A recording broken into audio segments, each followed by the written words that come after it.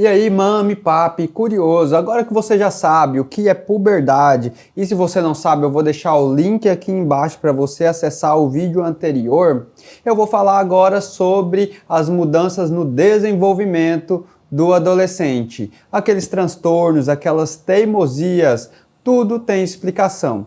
Quer saber? Fique aí que é depois da vinheta.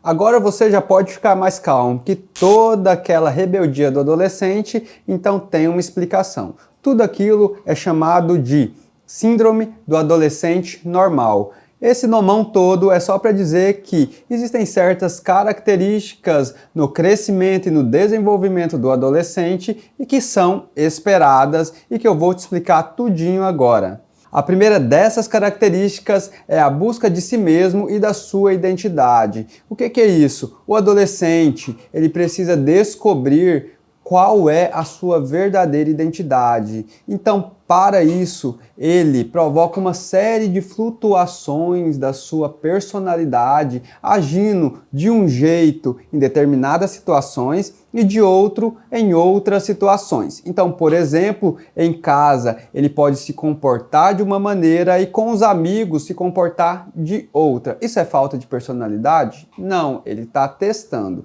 Inclusive, ele pode pegar a personalidade, alguma característica de um ator, de uma atriz famosa, de um ídolo, para que ele faça igual. Então, isso sim é normal e ele está testando essas características, essas personalidades.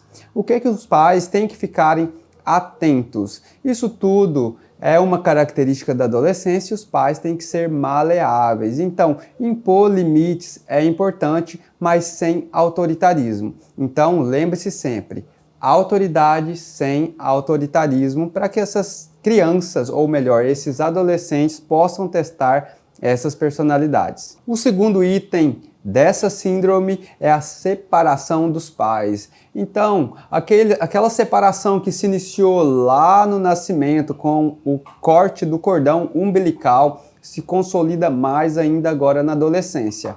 Antes, na infância, o núcleo dessa criança era a família e agora serão os amigos. Então, essa separação dos pais é uma coisa prevista, porque esse adolescente precisa aprender a viver, precisa aprender a ter liberdade. E é nesse sentido que os pais vão orientar. Então, essa liberdade saudável, o que deve ser enfatizado quanto a isso? Sobre a responsabilidade com o corpo daquele adolescente, então converse sobre isso com o seu filho, sobre a responsabilidade com sua saúde e sobre a responsabilidade com a outra pessoa. O terceiro item dessa síndrome é a vinculação ao grupo. Que grupo? Esse grupo de amigos que eu estava comentando. Então, o adolescente, ele quer se sentir parte de algum grupo, de alguma comunidade que ele se espelha.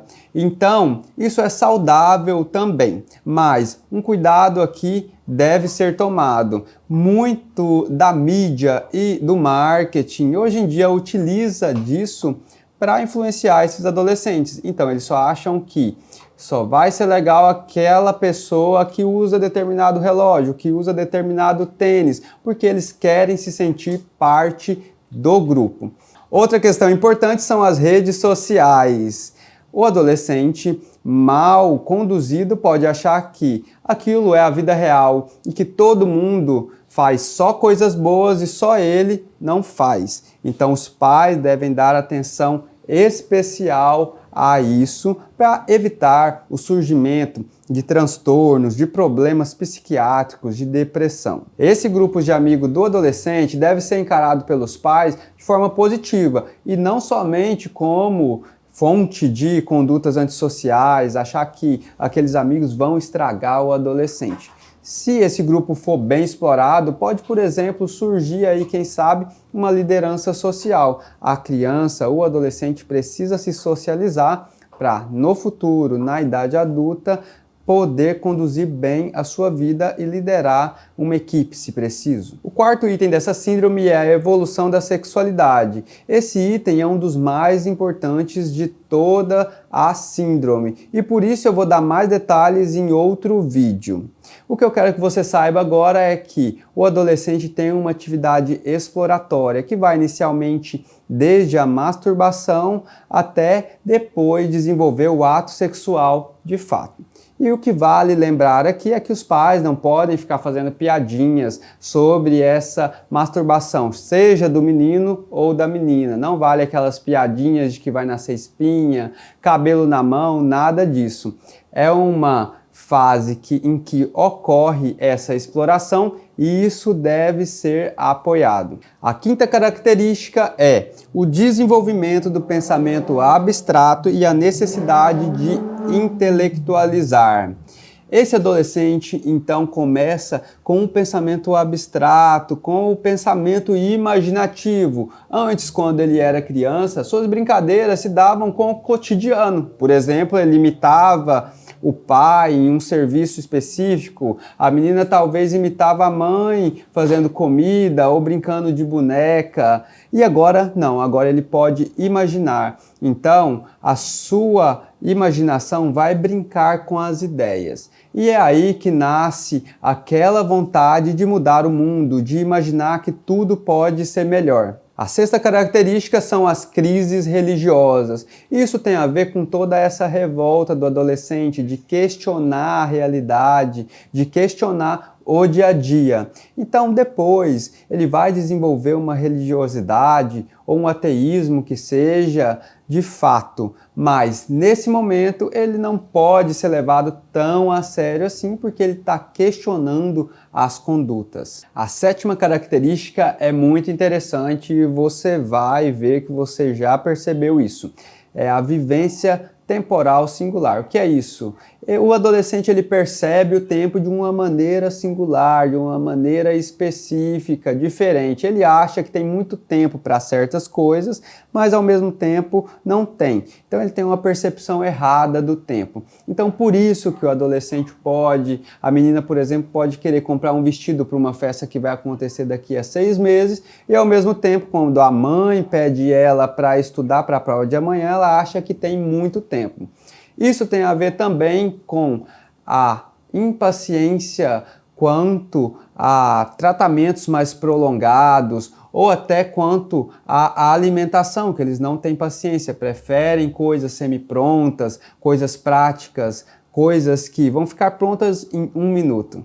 O oitavo item eu praticamente já comentei, que é a atitude social reivindicatória. Não tem aqueles adolescentes que sempre acham que vão mudar o mundo, que vão querer fazer tudo certo, que todo mundo faz tudo errado. Isso tudo faz parte do questionamento e também sobre aquela vontade de ser incluído em sua família, em um grupo de amigos, em um grupo específico. E tudo isso, como eu já falei, faz parte da construção do próprio ser.